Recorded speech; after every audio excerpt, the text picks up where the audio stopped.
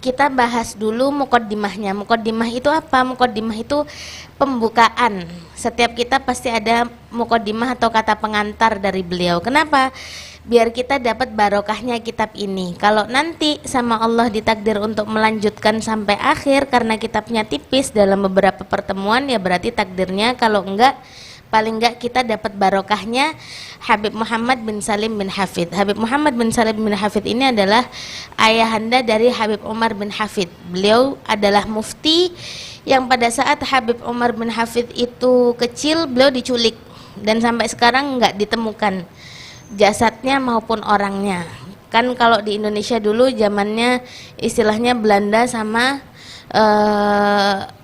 orang pribumi, terus ganti Jepang, ganti PKI. Nah kalau di Yaman itu modelnya kayak PKI gitu, jadi ulama-ulamanya diculik gitu. Ada beberapa ulama yang istilahnya diambil paksa lalu tidak ditemukan. Salah satunya adalah ayahanda dari Habib Umar bin Hafid ini. Maka kita sekarang membaca muqaddimahnya dulu atau kata pengantarnya biar kita dapat barokahnya beliau, karena beliau salah satu dari mufti ataupun ulama besar pada zamannya.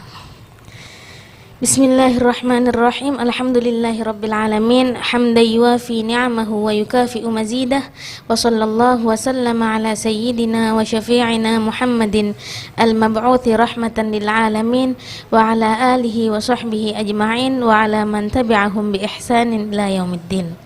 Wa ba'du, setelah pembukaan beliau berkata, فهذه نبذة مهمة فيما تحتاج إلى معرفته النساء المؤمنات من أمور الطهارة والحيض والنفاس والصلاة وغير ذلك.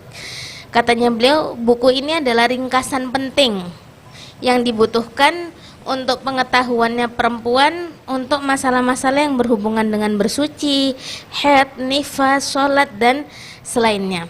Waqad balaghana an sayyidina al-habib Abdurrahman bin Muhammad al-Masyhur radhiyallahu anhu annahu kana yuhibbu ay yatasadda ahadun li jam'i mithliha liyaqra'aha an-nisa fi majami'ihin.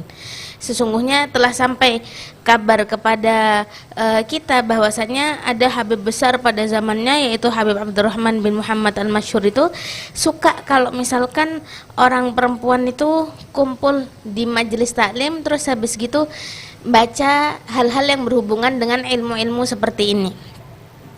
Wa ta'arrafna ma'aniha aw ma'ani mithliha fa inna ta'allumal ilmi faridatun ala kulli muslim wa muslimah kama fil hadits. Karena dengan orang perempuan itu tahu makna-makna ilmu, tahu apa yang wajib untuk dilaksanakan, tahu apa hal-hal yang wajib dia kerjakan, itu menjadi kewajiban bagi dirinya. Karena perempuan itu di dalam Islam posisinya sama kayak orang laki. Orang laki wajib untuk nyari ilmu, orang perempuan pun diwajibkan untuk mencari ilmu. Wa an Abi Darda radhiyallahu anhu qala, dan dari Abi Darda radhiyallahu anhu berkata, sami'tu Rasulullah sallallahu alaihi wasallam yaqul, man salaka tariqan yabtaghi fihi ilman sahalallahu lahu tariqan ilal jannah. Ada hadis yang mengatakan bahwasannya siapa orang yang mau mencari ilmu, maka sesungguhnya saat dia memudahkan dirinya, Allah mudahkan dirinya untuk cari ilmu, maka insya Allah Allah akan mudahkan dia juga untuk masuk ke dalam surga.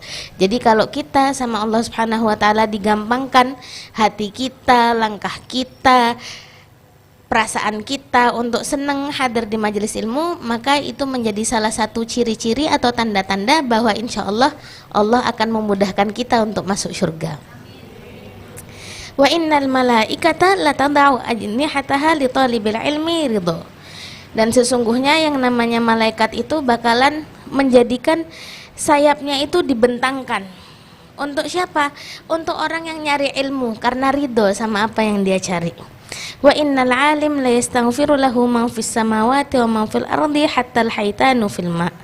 Dikatakan orang itu kalau punya ilmu, saking tingginya kedudukannya orang punya ilmu itu sampai-sampai semua yang di alam itu bakalan memintakan ampun untuk orang yang punya ilmu itu, sampai ikan paus beristighfar cuma untuk orang alim, orang yang punya ilmu. Maka kita kalau belajar terus-terusan, Allah mencatat kita sebagai orang yang punya ilmu, insya Allah benda-benda di sekeliling kita pun Allah takdirkan untuk memintakan ampun untuk kita.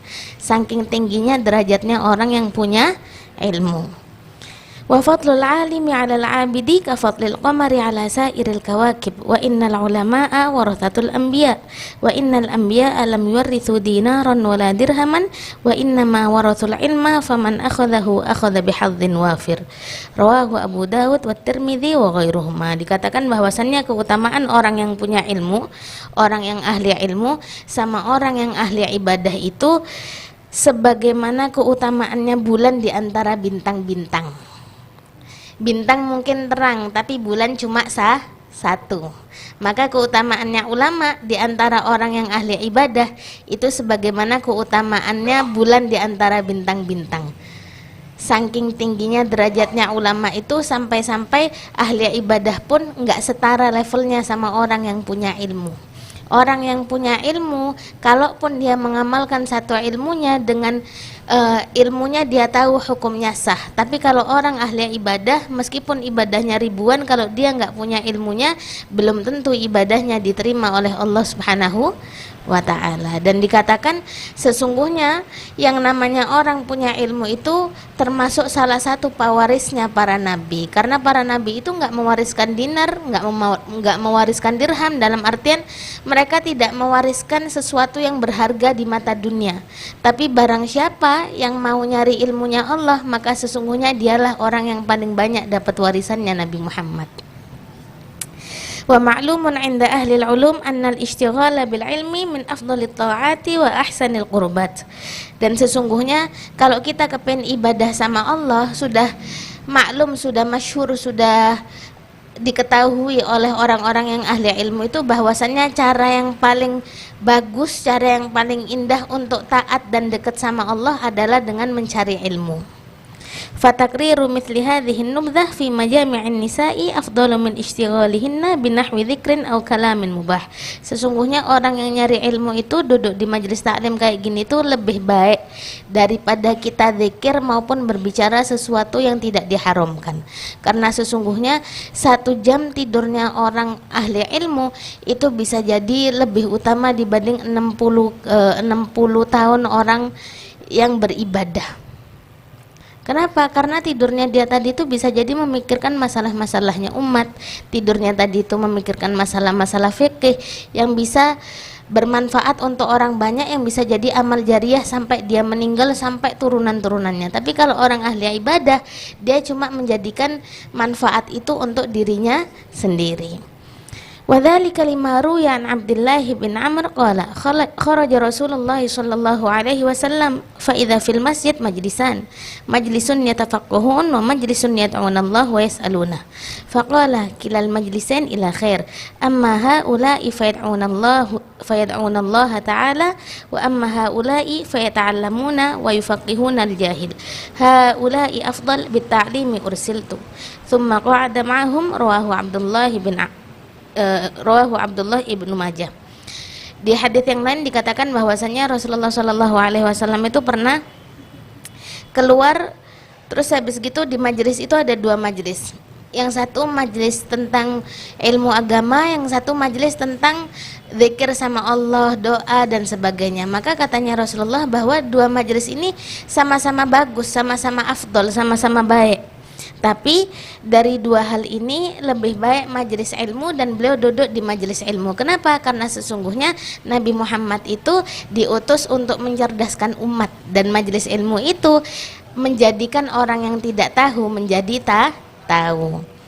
Waqad sammaitu hadhihi risalah at-tadhkirah al-hadramiyah. Katanya Habib Muhammad bin Salim bin Hafidh, maka aku namakan kitab ini, dan telah aku namakan kitab ini dengan nama at-tadhkirah al-hadramiyah, tiket atau pengingat, fima yajibu 'alan nisa'i minal umurid diniyah, dari hal apa-apa yang diwajibkan kepada perempuan dalam hal agamanya. Jadi perkara-perkara agama yang diwajibkan itu ada di dalam kitab kecil ini.